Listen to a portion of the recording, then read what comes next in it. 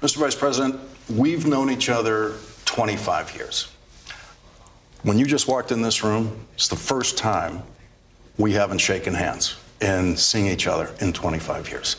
A minor symbol of what has changed in this country and changed so dramatically just over the last few days.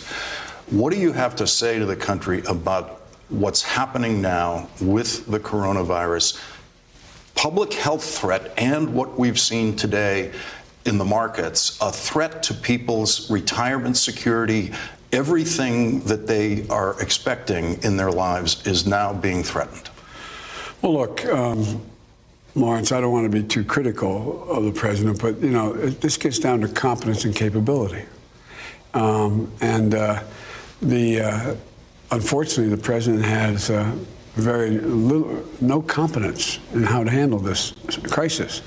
Not that there's any clear answer that you're going to make this all go away, but the idea that he shows up at the CDC and says that, well, you know, this is like everything's just perfect, you know, just like my call to the leader of Ukraine. I mean, people just wonder what's going on, or he's down there golfing today. I mean, there's no sense of urgency. The American people, I think, want to know that their president is on top of this, understands it, and that is being guided by science. Second thing is that in terms of capability, this president has not, this administration has not moved to take advantage of the capability that exists within the health community, has not prepared local hospitals, has not provided equipment, has not trained personnel, has not thought through. At least if they've thought it through, they haven't announced it to the American people. And the American people are just saying, wait a minute, what's going on here? What's happening?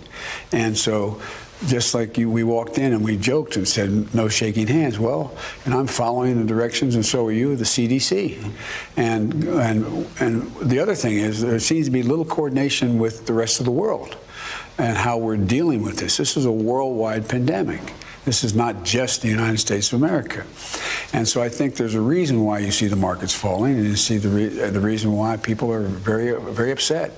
But I think if the president were to just get out of the way, let the experts, the CDC and others, handle this, speak to it, talk about what needs to be done, we'd all be better off. Do you think the market reaction is a reaction to the markets realizing the president simply does not tell them or the world or this country the truth about this situation, and a market needs clear information?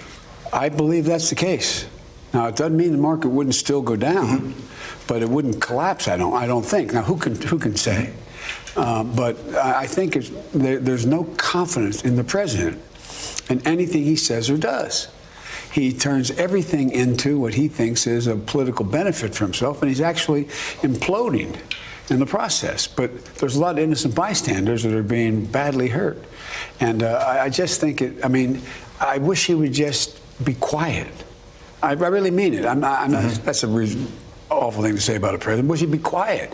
Just let the experts speak and acknowledge whatever they suggest to him is what we should be doing.